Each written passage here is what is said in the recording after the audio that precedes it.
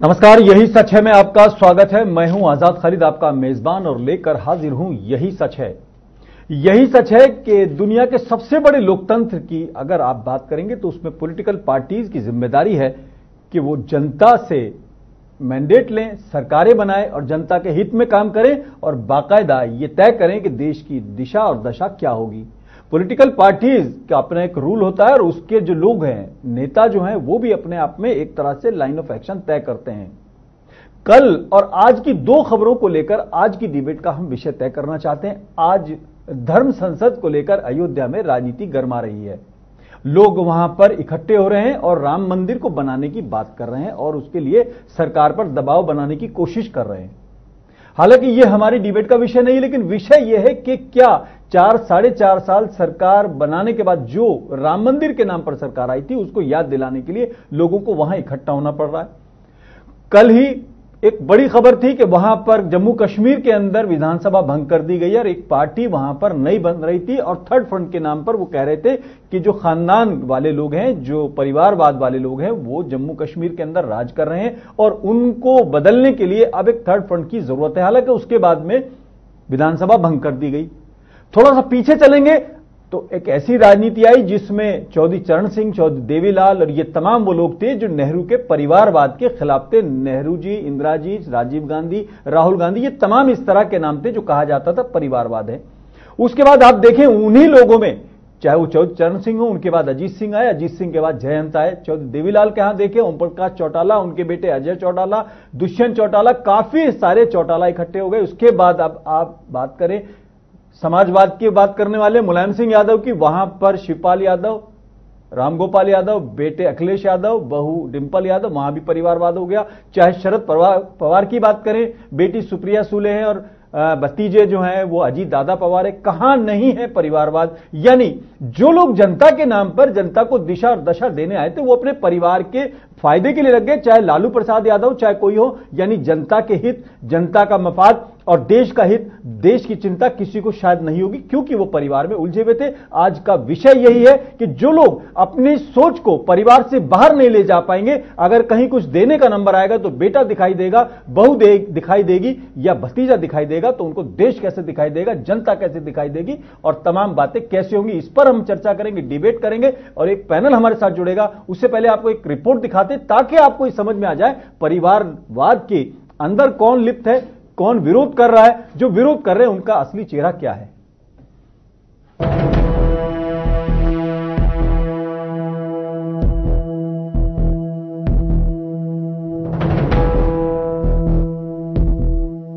भारतीय राजनीति में वंशवाद और परिवारवाद का जिक्र आए तो कोई भी ऐसी पार्टी अछूती नहीं रही जो इसका शिकार न हुई। बात सबसे पहले नेहरू गांधी परिवार की करें तो नेहरू गांधी परिवार में राजनीति की परिवारवाद में एक तरह से नींव रखी गई। इस परिवार के 3 सदस्य पंडित जवाहरलाल नेहरू, इंदिरा गांधी और राजीव गांधी देश के प्रधानमंत्री रहे। नेहरू गांधी परिवार के चौथे सदस्य राजीव गांधी के बेटे राहुल गांधी कांग्रेस के इस वक्त अध्यक्ष हैं। कांग्रेस के परिवारवाद पर सवाल उठाने वाली बीजेपी भी वंशवाद की राजनीति से ग्रसित है। बीजेपी की सियासत में लंबी चौड़ी फौज परिवारवाद से आई है। विजय राज सिंधिया की एक बेटी वसुंधरा राजे सिंधिया दूसरी बार राजस्थान की मुख्यमंत्री बनी, तो उनकी बहन यशोधरा राजे सिंधिया शिवराज सिंह चौहान की कैबिनेट में मंत्री हैं। वसुंधरा राजे के बेटे दुष्यंत सिंह बीजेपी से सांसद हैं। छत्तीसगढ़ के मुख्यमंत्री रमन सिंह के बेटे सांसद हैं। तो उत्तर प्रदेश के बीजेपी के सबसे बड़े नेता कल्याण सिंह के बेटे सांसद हैं और पोता विधायक और मंत्री हैं। कैबिनेट मंत्री रविशंकर प्रसाद के पिता ठाकुर प्रसाद जनसंघ के बड़े नेता थे। केंद्रीय मंत्री पीयूष गोयल के पिता वेद प्रकाश गोयल भी अटल बिहारी वाजपेयी सरकार में मंत्री रहे। वाजपेयी सरकार में बड़े मंत्री रहे यशवंत सिन्हा के बेटे जयंत सिन्हा मोदी कैबिनेट में मंत्री हैं। देश के गृह मंत्री राजनाथ सिंह के बेटे पंकज सिंह नोएडा से विधायक हैं। हिमाचल प्रदेश के पूर्व मुख्यमंत्री पीके धूमल के बेटे अनुराग ठाकुर बीजेपी के सांसद हैं। तो वहीं केंद्रीय मंत्री मेनका गांधी के बेटे वरुण गांधी सुल्तानपुर से बीजेपी के सांसद हैं। हरियाणा में 3 लाल के परिवारवाद। हरियाणा की राजनीति का जिक्र हो तो देवीलाल, बंसीलाल और भजनलाल के बिना अधूरा रहता है। देवीलाल प्रदेश के मुख्यमंत्री बने, इंडियन नेशनल लोकदल के अध्यक्ष, और देवीलाल के बेटे ओम प्रकाश चौटाला ने भी हरियाणा के मुख्यमंत्री की कुर्सी संभाली। इस बार सियासी अखाड़े में चौटाला परिवार के 3 सदस्य उतरे। ओम प्रकाश चौटाला के बेटे अभय चौटाला, अजय चौटाला की बीबी नैना चौटाला चुनाव में जीत गए। पोते दुष्यंत चौटाला ने हार का सामना करना पड़ा। इस बार सियासी अखाड़े में चौटाला परिवार के 3 सदस्य उतरे। ओम प्रकाश चौटाला के बेटे अभय चौटाला, अजय चौटाला, नैना चौटाला और पोते दुष्यंत चौटाला राजनीति में सक्रिय हैं। देश का सबसे बड़ा सियासी कुनबा, देश में सबसे बड़ा सियासी कुनबा मुलायम सिंह यादव का है। मुलायम परिवार के 2 दर्जन से ज्यादा लोग राजनीति में सक्रिय भूमिका निभा रहे हैं। मुलायम परिवार के सदस्य सांसद से लेकर पंचायत तक काबिज हैं। सपा में मौजूदा 5 सांसद मुलायम परिवार के। मुलायम सिंह यादव के बेटे अखिलेश यादव उत्तर प्रदेश के मुख्यमंत्री रह चुके हैं।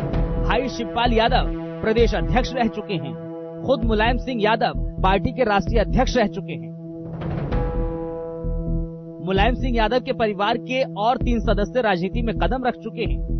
20 सदस्यों के साथ मुलायम का कुटुंब अब किसी भी पार्टी में सबसे बड़े राजनीतिक परिवार के होने का दावा कर रहा है। जिला पंचायत चुनाव में सपा सुप्रीमो परिवार के 2 सदस्यों में राजनीतिक एंट्री करने के सबसे बड़ा सियासी कुनबा बन गया है। संध्या यादव को मैनपुरी से, जबकि अंशुल यादव को इटावा से निर्विरोध जिला पंचायत अध्यक्ष चुना गया। संध्या यादव सांसद धर्मेंद्र यादव की बहन है, जबकि अंशुल यादव राजपाल और प्रेमलता यादव के बेटे हैं। तो कुल मिलाकर भारतीय राजनीति में वंशवाद की राजनीति से कोई भी पार्टी अछूती नहीं। Bureau report, JK24।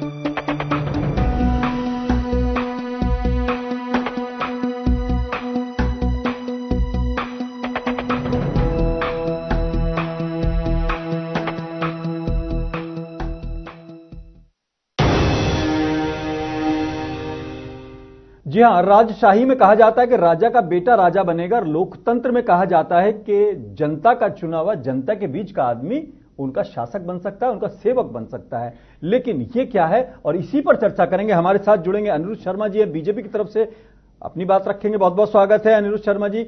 हमारे साथ भगत बिदुड़िया दिल्ली स्टूडियो में हमारे साथ मौजूद हैं, बहुत बहुत स्वागत है बिदुड़ी साहब को। गोपाल सिंह यादव जी हैं मुरादाबाद से लाइव जुड़े हुए हमारे साथ, समाजवादी पार्टी की तरफ से अपनी बात रखेंगे। बहुत बहुत स्वागत है गोपाल यादव जी आपका। और शौकत अहमद साहब नेशनल कॉन्फ्रेंस की तरफ से अपनी बात रखेंगे और श्रीनगर स्टूडियो में हमारे मौजूद हैं। शौकत साहब बहुत बहुत खैर मकदम है, आपका स्वागत है।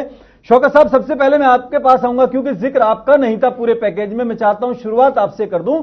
और कल शिकायत यह थी कि लोग कह रहे थे कि आपका परिवारवाद जो है वो जम्मू कश्मीर में लोगों के अधिकारों का हनन कर रहा है, परिवार की राजनीति हो रही। चाहे पीडीपी की बात करें, मुफ्ती सईद साहब की बेटी, और उसके बाद आपके यहां तो खासतौर से शेख अब्दुल्ला साहब, फारूक अब्दुल्ला साहब, उमर अब्दुल्ला साहब। तो क्या जनता के हित में जनता से चुने गए लोगों के बीच में राजा का बेटा राजा होता रहेगा?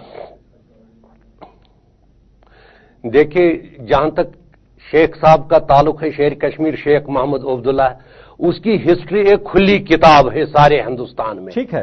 जब यहां साम्राज्य ताकतें थी तब से उन्होंने उनके खिलाफ लड़ा। क्विट इंडिया के में वो सबसे सरफहरिस्त लीडर है। ठीक है। यहां के लोग जो पिसे जा रहे थे, ठीक है, उनकी पर्सनैलिटी पे कोई सवाल नहीं है, उनकी पर्सनैलिटी पे सवाल नहीं है, आगे की जनरेशन पर एक है कि राजा का बेटा राजा। हाँ, अब शेख साहब के बाद जब डॉक्टर फारूक साहब का रोल आता है, जिस वक्त शेख साहब ने वफात पाई, उसके फ्यूनरल सेरेमनी में 10 लाख लोगों ने शिरकत की।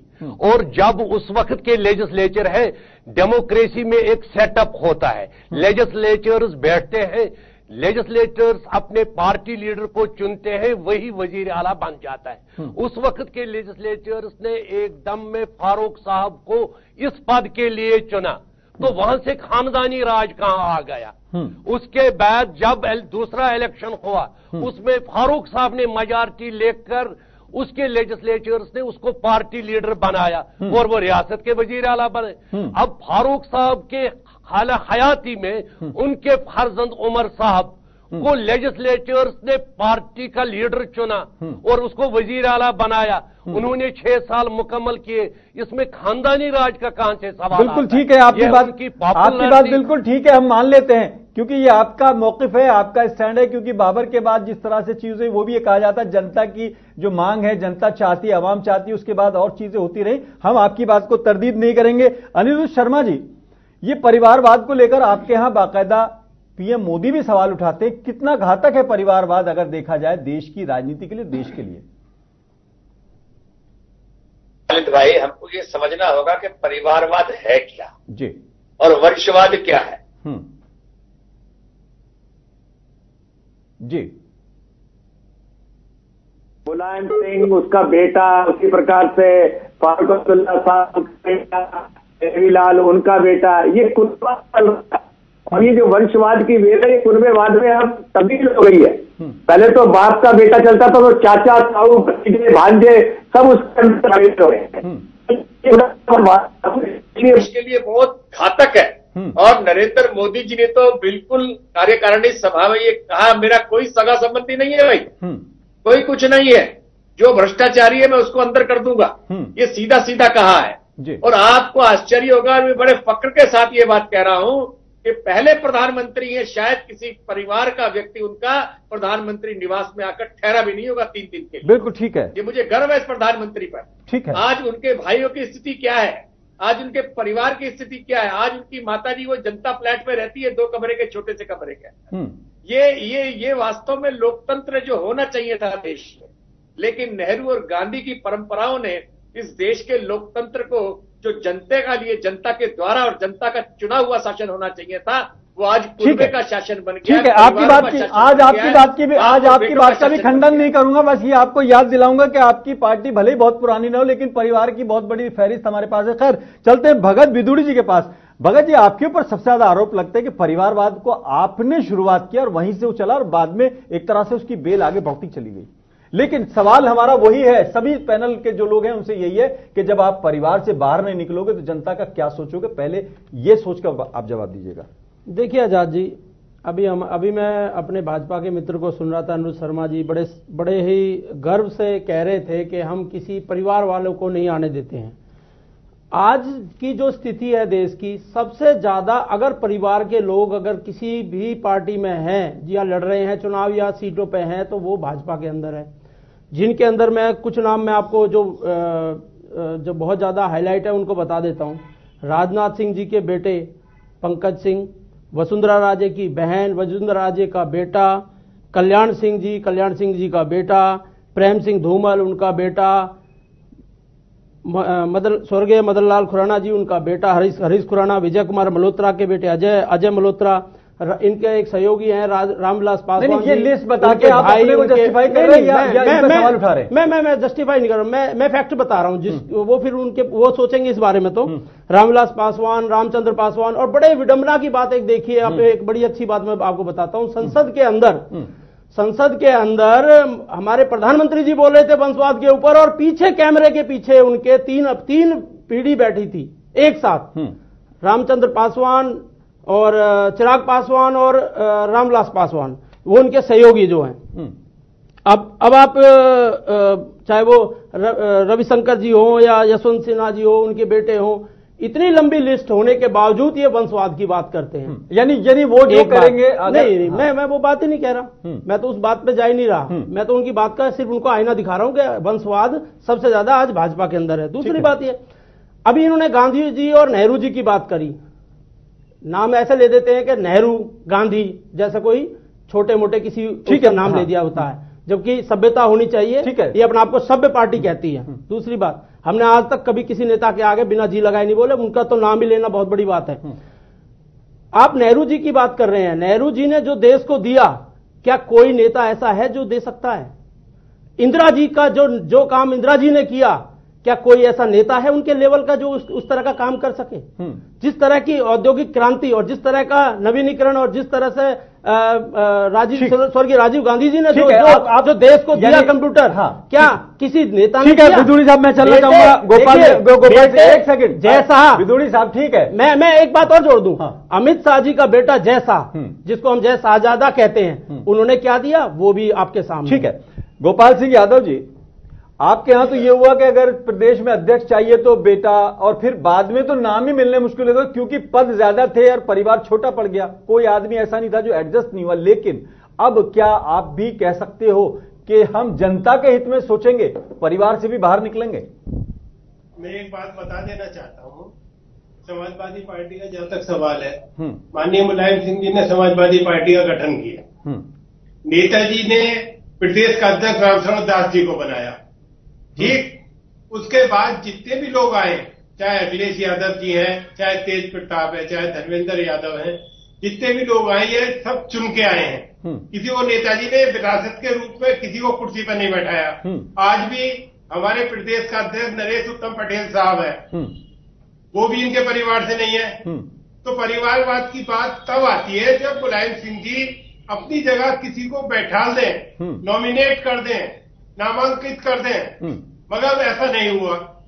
जितने भी लोग समाजवादी पार्टी के राजनीति में हैं, सब जनता द्वारा चुने हुए हैं। तो जनता जब चुन लेती है तो परिवारवाद वाला सवाल खत्म हो जाता है। ठीक है, अगर जनता इन्हें हरा देती, बात खत्म थी। जनता ने जिता दिया तो ये लोग पदों पर काबिज हैं। तो इस प्रकार से अगर समाजवादी पार्टी पे परिवार का आरोप लगता है तो मैं समझता हूं गलत है, वो उचित नहीं है।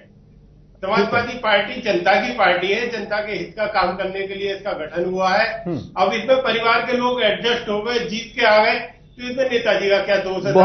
बहुत अच्छा लग रहा है आप बोल रहे हैं, मुझे अच्छा लग रहा है। जब आप सभी बोल रहे थे तो ऐसा लग रहा था कि आज जनता सुनती रहे, कितने मासूम है हमारे नेता, कितनी मासूमियत से जवाब देते हैं, कितनी मासूमियत से कहते हैं कि हम परिवारवाद को बढ़ावा नहीं दे रहे, चाहे शौकत साहब की बात हो, चाहे किसी की बात हो।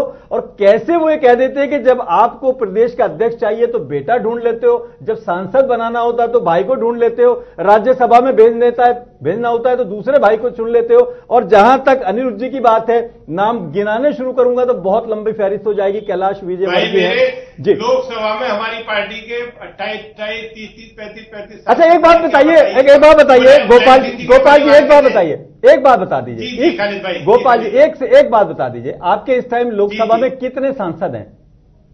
5। पांचों के नाम बताइए। पांचों के धर्मेंद्र यादव जी हैं जी, धर्मेंद्र यादव जी मुलायम सिंह यादव के कौन है? भतीजे हैं। अच्छा, दूसरे बताइए।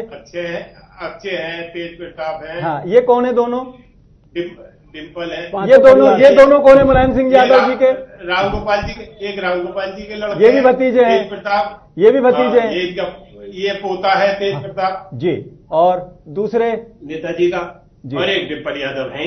अच्छा, यानी 5 लोग हैं, पांचों एक ही परिवार के। लेकिन आप बड़े मासूम हैं, आप कहते हैं परिवारवाद है ही कोई बात नहीं, हम तो खंडन नहीं करें। बात करना चाहता हूं गोपाल जी, हम बिल्कुल खंडन नहीं करें। आज आपकी बात हम चाहते हैं आप बोलते रहे, जनता सुनती रहे, जनता खुद फैसला करे। आज बिल्कुल मन नहीं है, आज बिल्कुल मन नहीं है ये कहने का कि आप लोग गलत कह रहे हैं। हम कह रहे हैं आप बिल्कुल सही कह रहे हैं। हम आज सिर्फ ये दिखाना चाहते हैं कि जो जनता अपने नेताओं से उम्मीद करती है और ये कोशिश करती है कि अपने मुद्दों को देखेगी, 5 साल तक वो उम्मीद करती रहती है कि उसको रोजगार मिलेगा, उसको महंगाई से छुटकारा मिलेगा, उसके लिए अच्छे हालात होंगे, बॉर्डर सुरक्षित होगा। लेकिन वहां पर 5 लोगों में से 5 लोग के 5 एक ही परिवार के हैं, लेकिन परिवारवाद नहीं है। नहीं है, बिल्कुल हम बात मान रहे हैं आपसे। कहना चाहता हूं ये 5 अगर राज्यसभा के मेंबर होते जी तो परिवारवाद का आरोप लगता कि साहब आपने नॉमिनेट 5 को कर दिया। गोपाल जी आपको पार्टी में, गोपाल जी आपको, गोपाल जी हमें मालूम है आपको पार्टी में रहना है, हमें मालूम है आपको पार्टी में रहना, इसलिए हम आपको मजबूर नहीं कर रहे।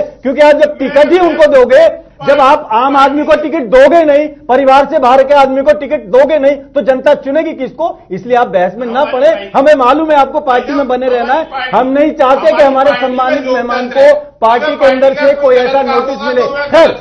खैर शौकत साहब, ठीक है शौकत साहब, जम्मू कश्मीर के हालात आपके सामने हैं, 3 पीढ़ियां वहां पर काम कर रही हैं। बिल्कुल आपके पास ही आ रहा हूं मैं चाहता हूं कि जनता को पहले मुझे एक मिनट नहीं, आप ही के पास आया हूं, सवाल आपसे ही कर रहा हूं। साहब ये सवाल आपसे ही है, आपसे ही सवाल है।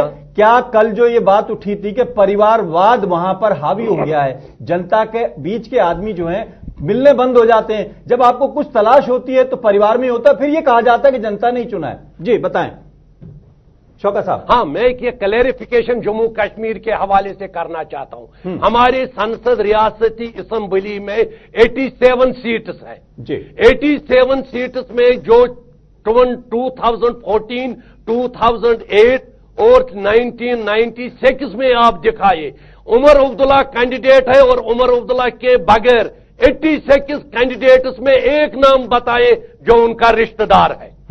एक नाम आप बताए 86 कैंडिडेट्स में से, जब से असेंबली बनी उसमें उस खानदान का कौन कौन है? तो खानदानी राज की आप क्या बात करते हैं? लेकिन जहां तक काडर का ताल्लुक है, जहां तक वर्कर्स का ताल्लुक है, जहां तक लेजिस्लेचर्स का ताल्लुक है, अगर उनको इस खानदान के लीडरशिप पर अनफ्लिंचिंग फेथ है, उसको खानदानी राज का नाम देना गुनाह है। जी ठीक है, यानी आपको लगता है कि आप जो इतना बड़ा पेड़ लगा देते, बाकी नाम तो वैसे ही नजर नहीं आते, तो खानदान तो है ही वो। लेकिन अनिरुद्ध जी, अगर देखा जाए, आप एक बदलाव के तौर पर राजनीति लेकर आए थे और आपने सबसे ज्यादा जोर शोर से इस बात को उठाया था, लेकिन कहीं कहीं आपके यहां भी अब पनप रहा है, नाम बहुत सारे हैं। देखिए, पहले तो मैं विदुड़ी जी को बता दूं, वो बड़ी सभ्यता की बात कर रहे थे। देश के चुने हुए प्रधानमंत्री को सांप, बिच्छू, हत्यारा, नीच कहने वाले हमें सभ्यता न सिखाएंगे। दूसरी बात, तो आपने विषय उठाया पंकज जी का, आपने विषय उठाया अपने धूमल जी के बेटे का। अगर धूमल जी के बेटे के आधार पर उनको टिकट मिला होता तो वो मुख्यमंत्री बनते आज हिमाचल के, लेकिन मुख्यमंत्री नहीं बने। जैसे कि कांग्रेस की और पार्टियों की परंपरा है, जैसे मुलायम के बेटे हार गए थे, उनके बेटे मुख्यमंत्री तो बने नहीं। और ध्यान करा दूं, राजनाथ सिंह जी अध्यक्ष थे, पंकज जी को उत्तर प्रदेश में टिकट नहीं मिली। हमारे यहाँ पहले मंडल का प्रतिनिधि चुना आज विधायक। अच्छा एक सेकंड, दोनों को रोकना चाहूंगा, मैं कुछ नाम गिना देता हूं, मैं कुछ नाम गिना देता हूं, अनिरुद्ध जी कुछ नाम गिना देता हूं। सांसद हुकुम सिंह की बेटी मृगांका है, कैलाश विजयवर्गीय के बेटे हैं आकाश, बाबूलाल गौर की बहू हैं, उसके अलावा कल्याण सिंह के बेटे हैं, उनके पोते हैं, अनुराग हैं, प्रेम सिंह। तो ये वर्षों से वो ये अपनी बात कहते ही नहीं, की कार्यकर्ता बनी है, दूसरों को बाकी कार्यकर्ता नहीं है, बाकी पार्टियों में कार्यकर्ता नहीं बनते। डॉक्टर का बेटा डॉक्टर हो सकता है, सुनिए एक मिनट खालिद भाई, सुनिए। बिल्कुल सुन रहे हैं। डॉक्टर का बेटा डॉक्टर बनता है जी, अकाउंटेंट का बेटा अकाउंटेंट बनता है, लेक्चरर का बेटा अकाउंटेंट बनता है, मुझे कोई एतराज नहीं है। लेकिन पहले वो बीए की पढ़ाई करता है, उसके बाद अकाउंटेंट की पढ़ाई करता है, डॉक्टर का बेटा एमबीबीएस करता है, एमडी करता है। ऐसे नहीं कि बाप के पेट से पैदा हुआ तो वो सीधा का सीधा डॉक्टर बन गया। कांग्रेस ने तो बाप के पेट से, मां के पेट से जो पैदा हुआ वो सीधा प्रधानमंत्री बन गया। गांधी खानदान की मोहर लगी हुई है, उसके बिना कोई भी गर्भ इस देश को प्रधानमंत्री नहीं दे सकता, ये तय है। जी विदुड़ी साहब, ये तो बड़ा आरोप लग गया आपके ऊपर। जब से 10 साल हमारे डॉक्टर मनमोहन सिंह प्रधानमंत्री रहे, किसने रोका था राहुल गांधी जी को प्रधानमंत्री बनने से? आप रोक सकते थे क्या? अरे ये उस समय तैयार, आप रोक सकते थे क्या? सोनिया जी पर, अरे मैं आपसे पूछ रहा हूँ, आप रोक सकते थे क्या? सोनिया जी पे, और आप अब 19 में रोक लेंगे? आप 19 में भी नहीं रोक पाएंगे। अरे अनिरुद्ध जी सुनिए, आप अभी 19 की बात, 19 में भी नहीं रोक पाएंगे। अभी तक की जो लोगों की अपेक्षाएं हैं वो कौन पूरी और आप परिवार से बात करने वाले लोग करेंगे, कौन करेगा? आप जिनकी बात कर रहे हो उनकी बराबरी कोई नहीं कर सकता। जिस गांधी परिवार की आप बात कर रहे हो, कितनी शहादतें दी है उन लोगों ने, आप किसकी बात कर रहे हो? किससे कंपैरिजन कर रहे हो? आप उनकी किसकी जो राफेल में चोरी करके हजारों करोड़ रुपए खा गए और जवाब तक नहीं दे रहे थे उसको, चप्पलें उठाइए, झूठे आदमियों की, उन चोरों की बात कर रहे हैं आप, उन चोरों की बराबरी कर रहे हैं जो जनता के पैसे को लूट कर खा गए, पूरे देश को बर्बाद कर दिया, आज बर्बादी के कगार पे लाके खड़ा कर दिया। लेकिन खत्म कर